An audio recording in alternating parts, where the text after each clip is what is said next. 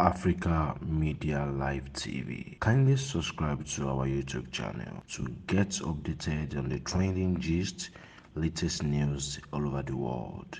Like our page, subscribe, and share with friends. Thank you.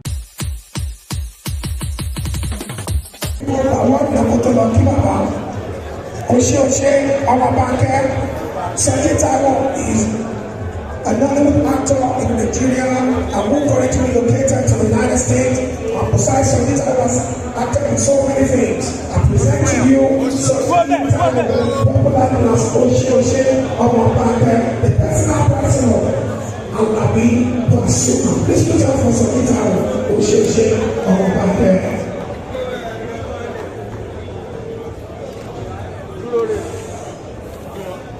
Next is Engineer Baba. Engineer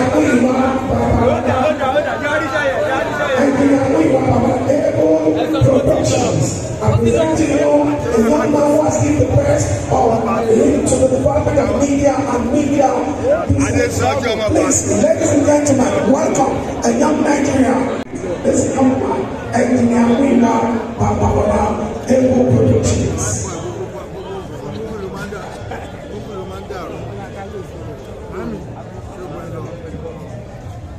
The next award, Tony Adebola, to step to the microphone and step to the stage for the award. Tony Adebola.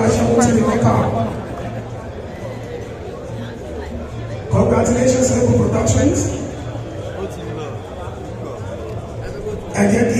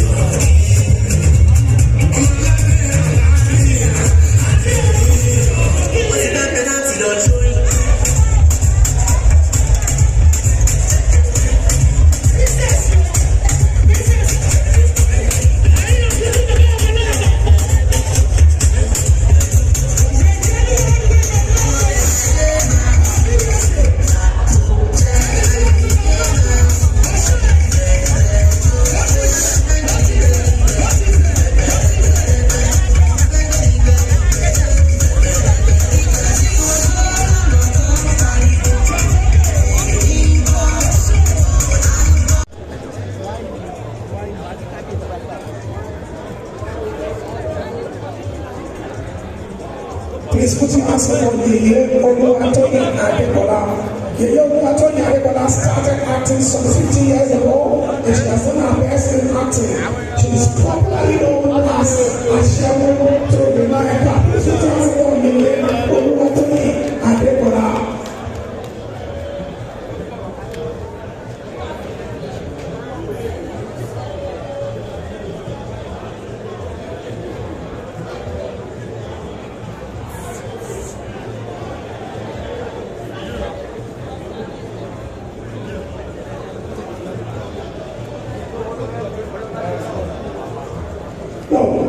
AfricamediaLive.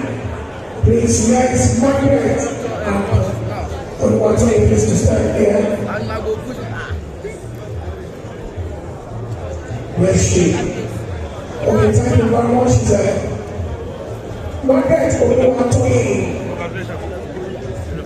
Margaret Oluwatoyin. She's beautiful and amiable. She's a beauty pageant, and besides, she has won so many awards as a beauty queen. I present to you this remarkable damsel, a woman of many parts, Margaret Oluwatoyin. Please put your hands together for her as I present the award to her. Next is Taiwo. Africa Media Live TV. Kindly subscribe to our YouTube channel to get updated on the trending gist, latest news all over the world.